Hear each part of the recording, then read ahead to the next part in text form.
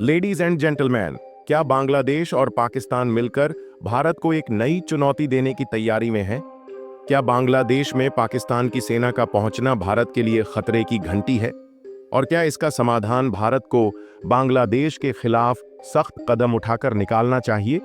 इन सभी सवालों के जवाब आज की इस वीडियो में मिलेंगे। इसीलिए वीडियो को अंत तक देखें और चैनल को सब्सक्राइब करें। पिछले कुछ महीनों से बांग्लादेश और पाकिस्तान के बीच संबंधों में काफी नजदीकी देखने को मिल रही है। हाल ही में खबर आई है कि पाकिस्तान आर्मी के वरिष्ठ अधिकारी बांग्लादेश के रंगपुर जिले में पहुंचे हैं।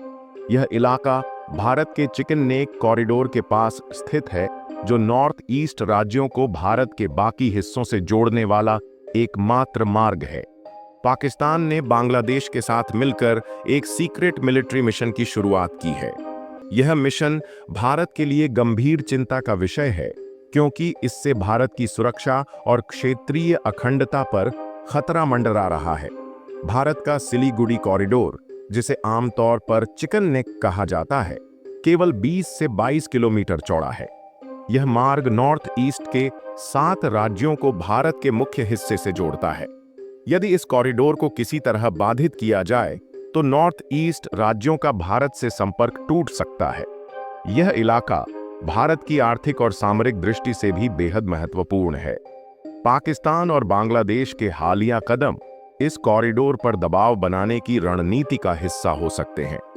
बांग्लादेश का रंगपुर जिला, जहां पाकिस्तान की सेना तैनात होने की खबर है, इस कॉरिडोर से मात्र 130 किलोमीटर दूर है। विशेषज्ञों का मानना है कि पाकिस्तान और बांग्लादेश का यह गठजोड़ भारत को कमजोर करने की एक सोची समझी साजिश हो सकती है। पाकिस्तान बांग्लादेश के साथ मिलकर भारत के खिलाफ सैन्य रणनीतियां बना रहा है। दोनों देशों के बीच खुफिया जानकारी का आदान प्रदान हो रहा है, जिससे भारत के सुरक्षा तंत्र पर असर पड़ सकता है। यदि चिकन नेक कॉरिडोर पर दबाव बनाया गया तो भारत के नॉर्थ ईस्ट राज्यों की सप्लाई चेन बाधित हो सकती है। 1971 में जब भारत ने बांग्लादेश को पाकिस्तान से आजादी दिलाई थी, तब दोनों देशों के संबंध काफी मजबूत थे।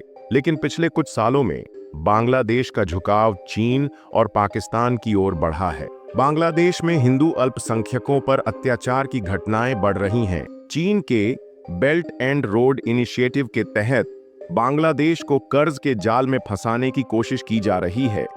बांग्लादेश का भारत विरोधी रुख स्पष्ट रूप से दिखाई दे रहा है।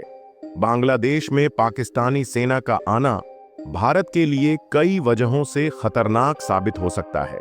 यदि बांग्लादेश और पाकिस्तान इस इलाके पर दबाव बनाते हैं तो भारत को अपने नॉर्थ ईस्ट राज्यों से अलगाव का सामना करना पड़ सकता है। पाकिस्तान और बांग्लादेश के बीच बढ़ता सैन्य सहयोग भारत बांग्लादेश सीमा पर तनाव को बढ़ा सकता है। आईएसआई और बांग्लादेशी खुफिया एजेंसियां मिलकर भारत के खिलाफ गुप्त योजनाएं बना सकती हैं। अब सवाल उठता है कि भारत इस स्थिति से कैसे निपटे। भारत को कूटनीतिक तरीकों से बांग्लादेश पर दबाव बनाना चाहिए। यदि आवश्यकता पड़े तो भारत को बांग्लादेश के भीतर घुसकर कार्रवाई करने के लिए तैयार रहना चाहिए।